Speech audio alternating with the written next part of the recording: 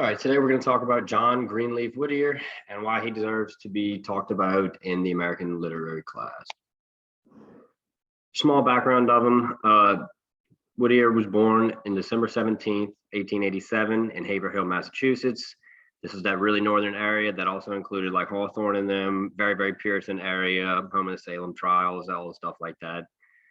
He was born colorblind originally, and was excused from all the typical farm work that a kid that age would have been kind of forced to do. If you're colorblind and you're harvesting strawberries, you're obviously not going to be very good at it. So this kind of gave him a lot of time to spend reading books, staying inside, educating himself. And one of the things he really read a lot of was his father's Quakers books. He really delved into those and kind of became influenced by that Quaker culture. After being introduced to poetry by his teachers, he kind of falls in love and develops an admiration for Robert Burns's poetry. Burns kind of focused on a simplistic writing about rural landscapes, their birthplace, the habits of people, just a really simplistic kind of style of writing. The picture in the background, we see Whittier at his study in Amesbury, writing. So his rise through the ranks. He began his early career as an editor for the American Manufacturer over in Boston, Massachusetts. This platform he kind of used to throw some shots at Andrew Jackson, who was running against Henry Clay at the time. Jackson was super pro-slavery, and Whittier was definitely not. So he used this little platform kind of as a political style to throw some shots over Andrew Jackson's way.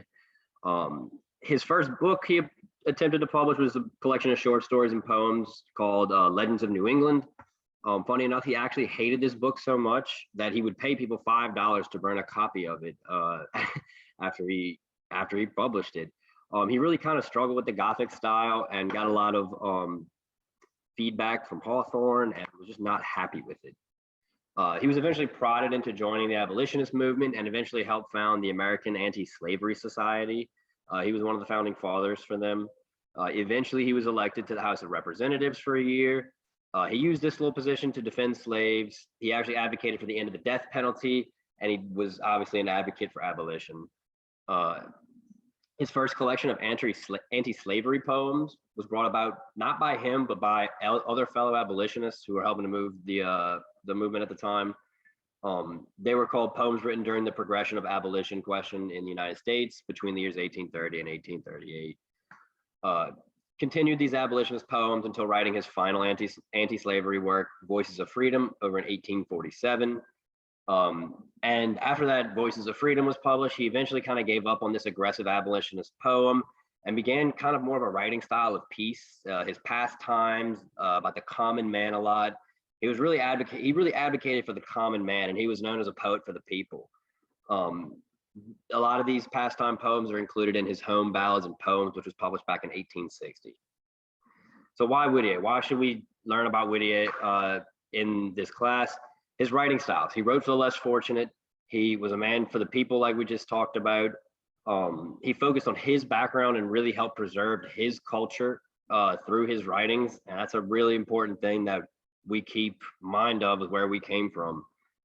Leading into where we came from, he's important to our history. He had a lot of historical impacts. He helped found the Anti-Slavery Society, like we talked about. He signed the Anti-Slavery Declaration, also signed by Andrew Jackson. And he wrote a lot of patriotic poems during the Civil War, about the Civil War, all important to our nation's history, which I think is really important. Also sacrifices. There were a lot of sacrifices Whittier had to make as a white male at this time, supporting abolition. His dream to hold a prominent public office was really not possible once he had this aggressive stance towards abolition. I mean, it was fought over at the time, and if you had such an aggressive stance, you really weren't going to be able to win such a prominent public office. He did get the House of Representatives, but that was a little bit less prominent than maybe a senatorship. It's very hard to get published as an abolitionist. There were a lot of people at the time who looked down upon him, and people didn't want to publish them. This was one of these things that he struggled with. Eventually, he was able to get his works published, and actually a lot of people ended up publishing his work for him, but that was one of the reasons why he couldn't do that. And it kept him out of any exclusive writer groups. Other writers from that time had kind of clicked up with each other and they all had their different views. And if you didn't agree with those views, you weren't really kept into it. So as a basis, we should learn about Whittier just because how important he is to our history, the sacrifices he made, and the kind of writing that he did.